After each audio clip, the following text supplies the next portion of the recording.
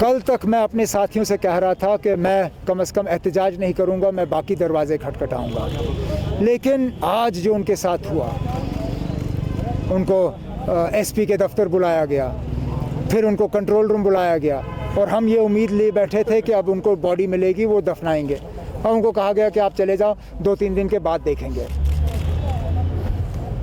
मेरे पास और कोई तरीका नहीं था कि मैं अपनी आवाज़ जो है उन फैमिलीज़ के साथ जोड़ दूं और मैं कोशिश करूं कि उनके लिए इंसाफ हासिल किया जाए। मुझे कोई इंक्वायरी से लेना देना नहीं, फ़िलहाल मैं किसी के लिए सज़ा नहीं मांग रहा हूं।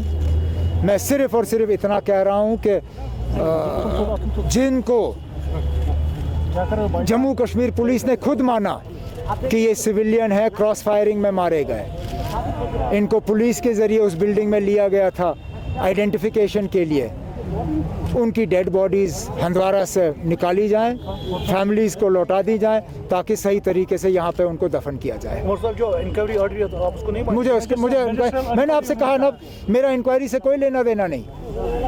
मेरा अगर मकसद इंक्वायरी होता तो मैं यहाँ बैठा नहीं होता। मैं सिर्फ और सिर्फ उन फैमिलीज़ के लिए इंसाफ हासिल करने के लिए यहाँ बैठा हूँ। जो एक नया ट्रेंड चला है हाइब्रिड मिलिटेंसी के बारे में बताया जाता है, अब मुझे पहले कोई ये समझाए ना कि हाइब्रिड मिलिटेंट है क्या चीज़। मुझे भी 6 साल हुए एज चीफ मिनिस्टर, मैंने भी यूनिफाइड कमांड का वो हेड किया है, मैंने भी इंटेलिजेंस के रिपोर्ट्स दिए हैं, मैंने तो कभी हाइब्रिड मिलिटेंट का नाम नहीं सुना।